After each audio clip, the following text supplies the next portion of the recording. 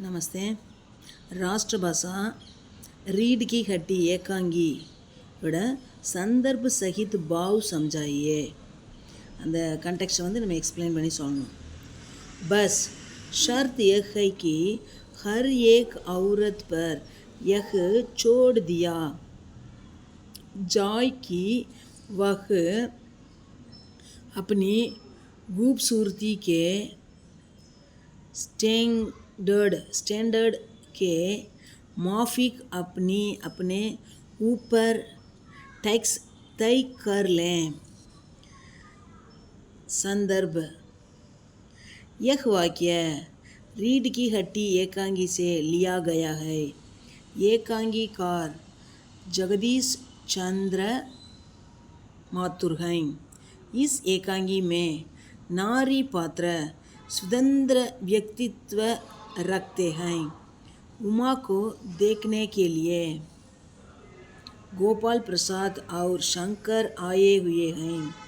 तब गोपाल प्रसाद स्त्रियों के प्रति अपना विचार व्यक्त करते हुए ऐसा कहते हैं. இந்த வாக்கியத்தை வந்து ரீட் கி ஹட்டி அப்படின்ற ஏகாங்கிலேருந்து கொடுத்துருக்காங்க. ஏகாங்கிக்கார் வந்து ஜெகதீஷ் சந்திர மாத்தூர் அப்படின்றவர். இந்த ஏகாங்கியில் வந்து இந்த நாடகத்தில் வந்து பெண் பாத்திரம் நாரி பாத்திர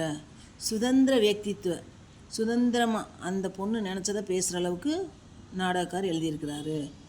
உமாவை வந்து தேக்னே கேலியே பார்க்குறதுக்காக கோபால் பிரசாத் அவர் சங்கர் ஆயவியை அவங்க வந்திருந்த டைமில் அப்போ கோபால் பிரசாத் வந்து பெண்களை பக்கமாக தன்னுடைய கருத்தை வந்து இந்த மாதிரி சொல்கிறார். கோபால் பிரசாத் தான் இந்த வரியை சொல்கிறார். व्याख्या. गोपाल प्रसाद का कहना है कि सरकार को टैक्स और आमदनी बढ़ाना है तो उसको हर एक औरत पर छोड़ देना है. हर एक औरत अपनी खूबसूरती के मुताबिक अपने ऊपर टैक्स तय कर लें. उनका मानना है कि स्त्रियां बाहरी सौंदर्य पर अधिक ध्यान देती हैं, उसको बढ़ाने में अधिक समय बिताते हैं. उसके मुताबिक स्त्रियों के सौंदर्य पर टैक्स लगाने से सरकार को ज़्यादा आमदनी मिलेगी. यह स्त्रियों के प्रति गोपाल प्रसाद की भावना सूचित करता है. व्याख्या. விளக்கம்.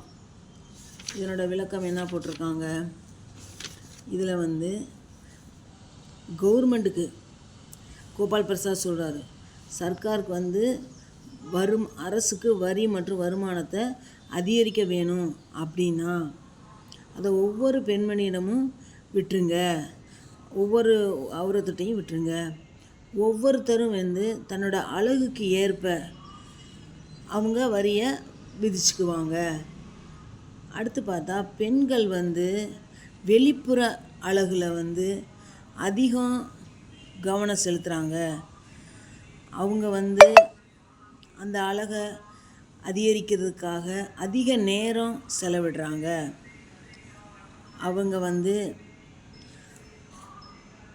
அவங்க சொல்கிறாங்க, அவங்க கூறுறப்ப முதாபிக் ஸ்திரியோं के सौंदर्य पर பெண்கள் அழகுக்கேற்ப வரி விதிக்கிறது மூலமாக அரசாங்கத்திற்கு வந்து அதிகமான வருமானம் கிடைக்கும். ஆம்தனி அப்படின்னா வருமானம். இது வந்து பெண்களுக்கு எதிராக வந்து ஸ்திரியோं के प्रति பெண்கள் பக்கமாக கோபால் பிரசாத் வந்து தன்னுடைய கருத்தை தெரிவிக்கிறார். அவர் வந்து தன்னுடைய உணர்வுகளை பாவனைகளை சுச்சித் கர்த்தாக அவர் வந்து உங்கள் கருத்தை, அதாவது பெண்களில் வந்து இவர் வந்து மட்டமாக நினச்சிக்கிறாரு, ஆண்கள் தான் உயர்வான்னு நினச்சிக்கிறார். அதனால இந்த கருத்தை சொல்கிறார்.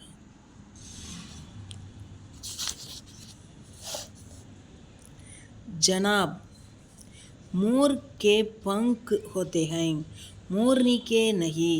शेर के बाल होते हैं, शेरनी की नहीं। संदर्भ: यह वाक्य रीढ़ की हड्डी एकांगी से लिया गया है। इसके एकांगीकार जगदीश चंद्र माथुर हैं। इस एकांगी में नारी पात्र स्वतंत्र व्यक्तित्व रखते हैं। उमा को देखने के लिए गोपाल प्रसाद और शंकर आए हुए हैं। उनको चाय पिला रहे हैं। तब गोपाल प्रसाद स्त्रियों के प्रति अपना विचार इस प्रकार व्यक्त करते हैं. அதாவது ஜனாப் அப்படின்னா இப்போ ஐயான்னு சொல்கிற மாதிரி. மயிலுக்கு வந்து மோர்க்கே பங்கு கதைங்க. மயிலுக்கு இறகு இருக்குது, ஆண் மயிலுக்கு. மோர்னிக்கே நகை, பெண் மயிலுக்கு இல்லை. ஷேர், ஆண் சிங்கத்திற்கு முடி இருக்குது முகத்தில், பெண் சிங்கத்துக்கு முடி இல்லை. அப்போ வந்து ஆண் மயில் தான் அழகு, ஆண் சிங்கம்தான் அழகு, பெண் மயில் அழகு கிடையாது, பெண் சிங்கம் அழகு கிடையாதுன்னு சொல்கிறார். அவரோட கருத்து வந்து ஆண்களை உயர்வாக சொல்கிறாரு.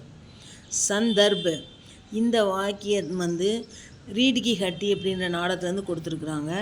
இதோட கதை நாடகம் எழுதினவர் வந்து ஜெகதீஷ் சந்திரன் என்பவர் தான் எழுதியிருக்கார். ஜெகதீஷ் சந்திர மாத்தூர் அப்படின்னு எழுதியிருக்காரு. இந்த நாடகத்தில் வந்து பெண் பாத்திரங்கள் வந்து சுதந்திரமான தோற்றத்தில் கொடுத்துருக்காங்க. உமா வந்து பார்க்குறதுக்காக கோபால் பிரசாத் அப்புறம் சங்கரை வராங்க. உமாவை பெண் பார்க்குறதுக்காக அவங்களுக்கு டீ கொடுத்துக்கிட்டு இருக்காங்க. அப்போ வந்து கோபால் பிரசாத் வந்து பெண்களை பற்றி தன்னுடைய கருத்தை இப்படி தெரிவிக்கிறாரு. வியாக்கியா: गोपाल प्रसाद मानते हैं कि मर्दों का काम ही पढ़ना और काबिल होना है, स्त्रियों का काम गृहस्थी संभालना है, पढ़ाई और राजनीति से दूर रहना ही उनके लिए अच्छा है. वे कहते हैं मोर को ही सुंदर पंख हैं, मोरनी को नहीं. इस प्रकार शेर के पीठ में ही बाल है, शेरनी के पीठ में नहीं. इसलिए पुरुष स्त्री से ऊंचा है. விளக்கம் என்ன கொடுத்துக்கிறார்? கோபால் பிரசாத் வந்து ஒத்துக்கிறார். என்னன்னு சொல்லி ஒத்துக்கிறாரு? மர்தோं का काम ही पढ़ना, படிக்கிறது. அவர் காபில் ஹோனா ஹை, படிப்பதும் திறமையாக இருக்கிறது வந்து ஆண்கள் வேலை. ஸ்திரீ, பெண்களோட வேலை என்னென்னா வீட்டை கவனிச்சுக்கிறது, வீட்டை நிர்வகிச்சுக்கிறது. அப்புறம் படிப்பு மற்றும் அரசியல், ராஜ்நீதினா அந்த ராஜ்யத்தினுடைய நீதி, ராஜநீதி. அரசியல் இருந்தெல்லாம் தூரமாக இருக்கிறதுனும் பெண்கள் இருந்துக்கணும், அதான் நல்லது. அவர் சொல்கிறாரு, ஆண் மயிலுக்கு மட்டும்தான் அழகான இறகுகள் இருக்குது, பெண்ணுக்கு கிடையாது. அதே போல் ஆண் சிங்கத்தின் முதுகில் தான், பீட்டுனா முதுகில் தான் முடி இருக்குது, பெண்ணுக்கு கிடையாது. இதனால் வந்து பெண்ணை விட ஆண் தான் உயர்ந்தவன் அப்படி சொல்கிறார். जब कुर्सी मेज बिकती हैं तब दुकानदार कुर्सी मेज से कुछ नहीं पूछता, सिर्फ खरीदार को दिखला देता है. संदर्भ: यह वाक्य रीढ़ की हड्डी एकांगी से लिया गया है. इसके एकांगीकार जगदीश चंद्र माथुर है. इस एकांगी में नारी पात्र स्वतंत्र व्यक्तित्व रखते हैं. उमा की शादी के पहले उसको देखने के लिए गोपाल प्रसाद और शंकर आते हैं. गोपाल प्रसाद उमा के गुणों के बारे में और उसकी योग्यता के बारे में कई प्रश्न पूछते हैं. गोपाल प्रसाद उमा के मुंह से कुछ बातें सुनना चाहता है. तब उमा इस प्रकार कहती है.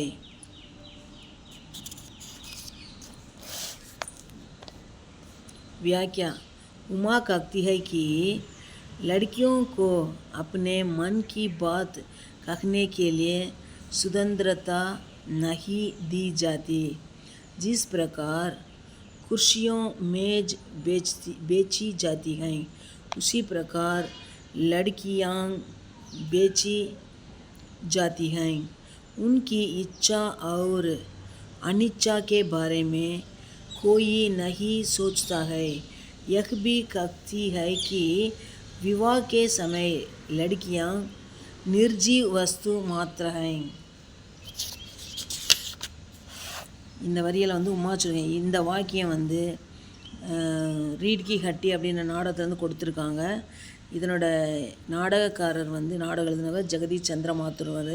இவர் இந்த நாடகத்தில் பெண் பாத்திரத்தை வந்து சுதந்திரமான தோட்டத்தில் சொல்லியிருக்காரு. உமா வந்து ஷாதிக்கே பெஹலே உஸ்கோ தேக்னே கேலியே, கல்யாணத்துக்கு முன்னாடி பெண் பார்க்குறதுக்காக கோபால் பிரசாத்தும் அவரோட பையன் ஷங்கரும் வராங்க. கோபால் பிரசாத் வந்து உமாவுடைய குணங்களை பற்றி மேலும் அவளுடைய தகுதியெல்லாம் பற்றி நிறைய கேள்விகள் கேட்குறாரு. கோபால் பிரசாத் உமா வாயிலிருந்து கொஞ்சம் வார்த்தைகளை கேட்கணுன்னு ஆசைப்பட்றாரு. அப்போ உமா வந்து இந்த மாதிரி சொல்கிறாங்க. உமா சொல்கிறாங்க, लड़कियों को अपना मन की बात कहने के लिए சுதந்திரத்தா நஹி தி ஜாதி. பெண்களுக்கு வந்து அவங்க மனசில் நினைக்கக்கூடிய விஷயங்களை சொல்கிறதுக்கு சுதந்திரம் கொடுக்கறது இல்லை. இந்த விதமாக சேரு மேஜையெல்லாம் விற்கிறாங்க. அதுபோல் பெண்களையும் விற்கிறாங்க. அவங்களுடைய ஆசைகள் நிராசைகள் இதை பற்றியெல்லாம் எதையும் யோசிக்கிறது கிடையாது. அவங்களுக்கோட விருப்பம் இல்லாததை பற்றி யோசிக்கிறதே கிடையாது. எஹ்பி இதை சொல்கிறாங்க. அடுத்து விவாகை கல்யாண சமயத்தில் பெண்களையெல்லாம் நிர்ஜீவ் உயிரில்லாத பொருட்கள் போல் கருதுகிறாங்க. ஓகே, தன்யவாத்.